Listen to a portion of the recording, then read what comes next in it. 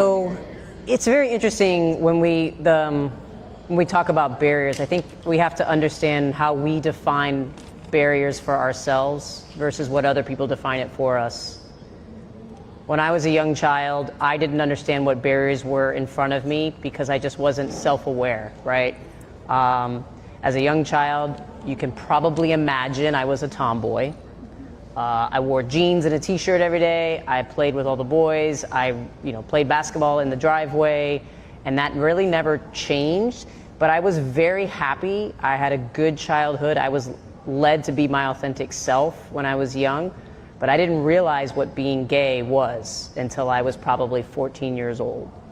And so I didn't understand that there was a barrier that I was living in.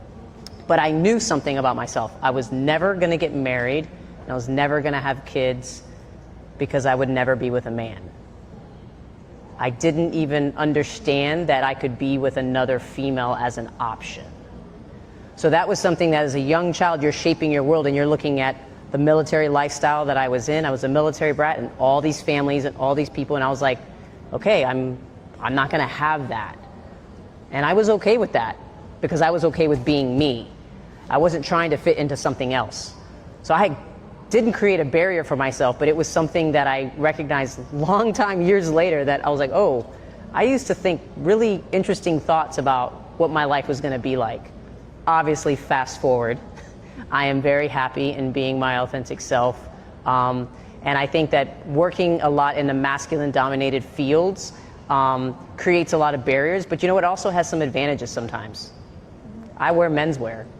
Half of the time during the meeting, they don't even realize that I'm a female. And you know what? That has a privilege. And I use that privilege to build trust with business leaders and my clients so that when they get to know Marcia, they get to know all about Marcia. And then I'm able to change their mind. Then I'm able to influence them. Then I'm able to ask them questions about what challenges that they have and what they don't understand, and be a resource and an educator for communities that they are not aware about or exposed to. And that's how I make an impact every day at my day job, right? And every day with my clients. So barriers are a very interesting word. You have to understand and provide a definition for yourself of what you think a barrier is, because some other people are going to put barriers on you, and those don't really exist.